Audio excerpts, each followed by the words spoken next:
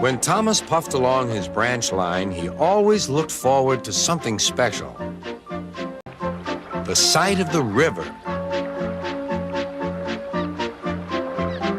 As he rumbled over the bridge, he would see people fishing.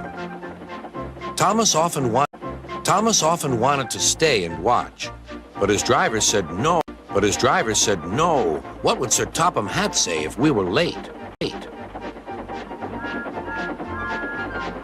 Time he met another engine, he would say, "I want to fish." But they all had the same answer. Engines don't go fishing. Silly stick in the muds, thought Thomas. One day,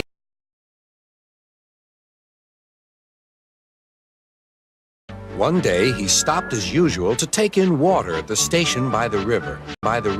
Out of order. Bother, said Thomas. I'm thirsty. Never mind, said his driver. We'll get some water from the river. 15 minutes later. A bucket and some rope and went to the bridge.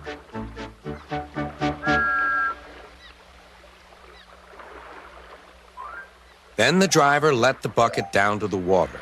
The bucket was old and had 5 holes, so they had to fill it, pull it up, and empty it into Thomas's tank as quickly as they could, several times over.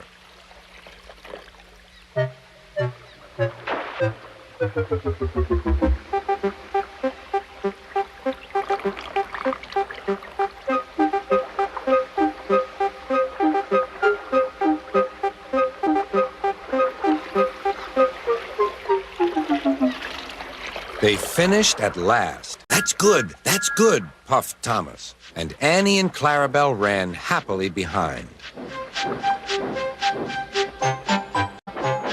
Suddenly, Thomas began to feel a pain in his boiler. Steam began to hiss from his safety valve in an alarming way. "There's too much steam," said his driver. "Oh dear," groaned Thomas. I'm going to burst. They damped down his fire and struggled on. I've got such a pain, Thomas hissed. They stopped just outside the last station, uncoupled Annie and Clarabelle, and ran Thomas, who was still hissing fit to burst, on a siding right out of the way.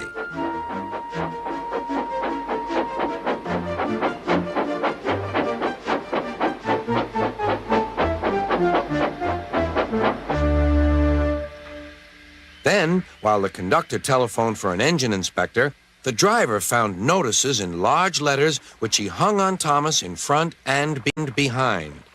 Danger, keep away. He climbed up and peered in. Then he came down. Excuse me, sir. Please look in the tank and tell me what you see, replied Sir Topham Hatt. He clambered up, looked, nearly fell off in surprise. Inspector, he whispered, can you see fish? Gracious goodness me, how did the fish get there, driver? We must have fished them from the river with our bucket, replied Thomas's driver. Well, Thomas, so you and your driver have been fishing, but fish don't suit you. We must get them out. They all took turns at fishing in Thomas's tank, while Sir Topham Hatt looked on and told them how to do it. When they had caught all the fish, they had a lovely picnic supper of fish and chips. That was good, said Sir Topham Hatt. But fish don't suit you, Thomas, so you mustn't do it again. No, sir, I won't, said Thomas sadly. Engines don't go fishing. It's too uncomfortable.